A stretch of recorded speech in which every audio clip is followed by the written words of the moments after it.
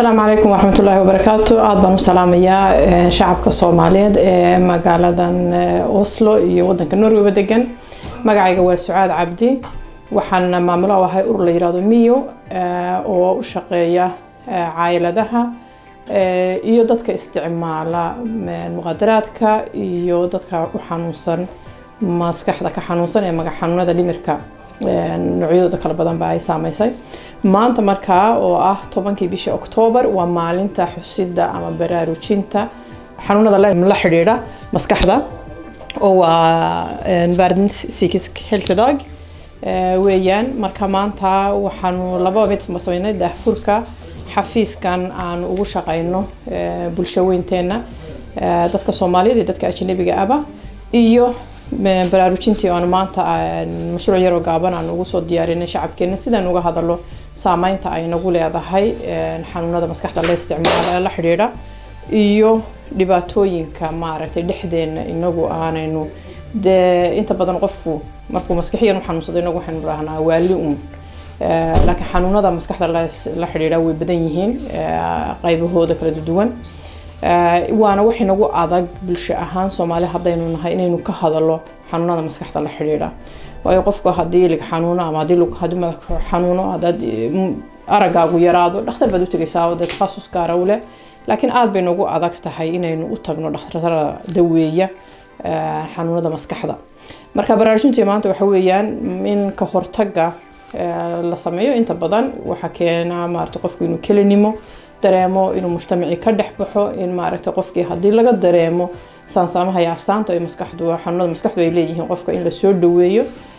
oo aan bulshadii laga dhex saarin oo aan gaar loo takoorin aanayna ahayn maaragtay de wax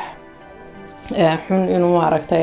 in qofku la xiriiro dhakhtarka maskaxda oo u tago dadku wada tagaan waa la wada maaragtay in qofku hadlo dhibaatadiisu waxay tahay waxa kale oo inagayna haysataa Soomaali hadaynu nahay inaynaynu u lahayn ereyo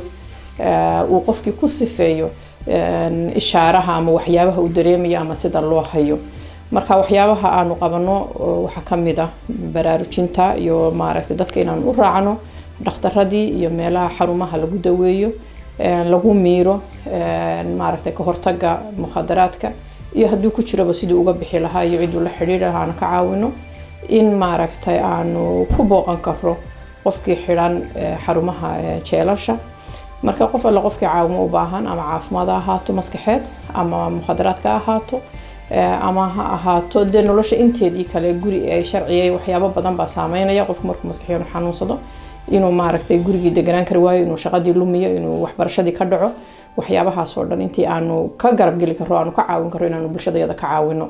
marka qof alla qofkii u baahan inuu cid uu la hadlo gaar ahaan qof iyo qof hadii uu doonayo dad isagoo kala la mid ah inuu ka qayb qaato oo tago oo la hadlo oo maaragtay de way aragnimadiisa iyo waxyaabaha la kulmay noloshiisa uu kala qayb qaato intaba waanu sameynaa hadii ay tahay inuu qofka dhakhtarka loo raaco waan u raacnaa dhakhtarka maskaxda ahaato dhakhtarkiisa caadiga ee joogtada ahaato fasliga waxa loo yaqaano naafa ahaato xagga sharciyada ahaato marka ay nooc caawimaad u baahan tihiin walaalayaal waanu idin taaganahay nala soo xiriira inta badan dadka afkaan ku caawinada waa Soomaali waa English waa Carabi waa Faransiis waa Norwegian marka intaas oo luqadoodba waanu maaragtay kafeynaa hadba tii ku fudud marka waxaan leenahay maalinta wax maskax xanuunka ama xanuunada maskaxda la xiriira wax maaragtay qof gaar u la soo xiriira maaha wax laga cabsadana maaha wax la isku takoorana maaha wax xanuun alla keenay waana wax la daweyn karo inagu waxaynu aaminsanahay xanuunada dhimirka inta badan dawo lahayn laakiin xanuunadan waa la daweeyaa dawey leeyihiin qofku ka maaragtay uu ka soo kaban karaa noloshiisa caadigiisa caafimaadkiisa way soo noqon kartaa laakiin waxa ka horeeya marka hore waa maxay qofku inuu la xiriiro xarumadii dhakhtarada uu maaragtay dawadiisa raadsado bulshadiisuna ay taageerto miyo waxaan leenahay group waalidiina aabayaal Soomaaliyeed oo wareega jimcayaasha galabtii oo wacyigelin dhalinyaradena inay la hadlaan wadooyinka taagan especially Greenland Greenlocka iyo nawaaxigeeda Toyan inta ku wareega oo la hadla wacyigelin dhalinyaradena u sameeysa qof alla qofkii danaynaya aabayaal ahaato hooyooyin ahaato inay ka qayb qaataan group sidaas hana la soo xiriira